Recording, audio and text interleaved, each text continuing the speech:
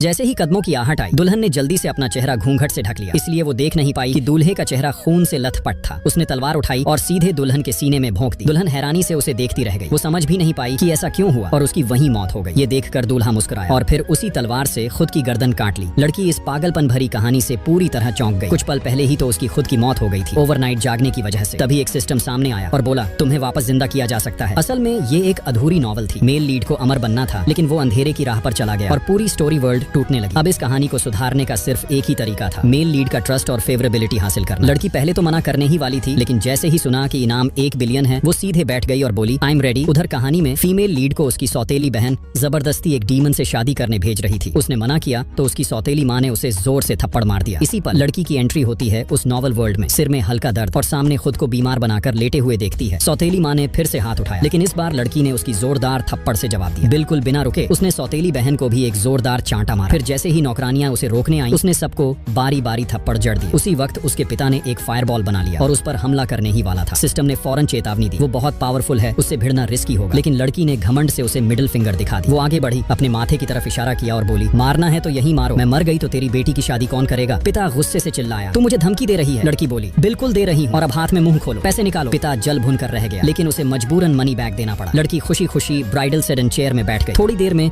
वो डीमन की गुफा तक पहुंच गई। उसने पर्दे को हटाया और ठीक उसी वक्त मेल लीड से नजर टकरा गई, लेकिन तभी वो अपनी भारी स्कर्ट में उलझकर गिर गई, सीधा उस शख्स की बाहों। इतनी नजदीक से उसका चेहरा देखकर लड़की हैरान रह गई। वो बेहद हैंडसम था। लड़की ने झट से एक गुलाब निकाला और मीठे अंदाज में बोली, डार्लिंग। वो हैरान होकर बोला, ये क्या था। लड़की मुस्कुराई और बोली, हमारे गांव की तरफ से एक स्पेशल ग्रीटिंग है, अब तुम भी मुझे स्वीट हार्ट कहो ना। तभी सिस्टम ने नोटिफिकेशन दिया, मेल लीड की फेवरेबिलिटी बढ़ गई है। लड़की मुस्कुराई और सोचा, ये तो बहुत इजी टास्क है, लेकिन सिस्टम ने कहा, तुम पहली नहीं हो, तुमसे पहले 5 स्ट्रेटेजिस्ट इसी वेडिंग डे पर मारे जा चुके हैं, उसी के हाथों। उसी वक्त वो आदमी सबकी बातें सुन रहा था और उसकी आंखों में एक खौफनाक अंधेरा भर गया। असल में वो न जाने कितनी बार रिबॉर्न हो चुका था। हर बार कोई लड़की उसकी जिंदगी में आती, उसे बदलने का नाटक करती, उसके करीब आती और फिर जानबूझकर उसे खतरों में धकेल। जब वो टूटने लगता तो ये लड़कियां मसीहा बनकर उसे बचाती, बस उसकी फेवरेबिलिटी बढ़ाने के लिए। लेकिन ये सब देखकर वो अंदर तक घिन्न से भर गया। हर बार जब उनकी स्ट्रेटेजी पूरी होने वाली होती, वो उन्हें मार देता ताकि वो अधूरी उम्मीद के साथ तड़पती रह जाए। अब वो इस नई लड़की का भी ऐसा ही अंजाम देखने को बेताब था। लेकिन तभी लड़की अपनी उंगलियों पर गिनती करने लगी और सिस्टम से नाक सिकोड़कर बोली, वेट, इसका मतलब मेल लीड अब तक 5 बार शादी कर चुका है।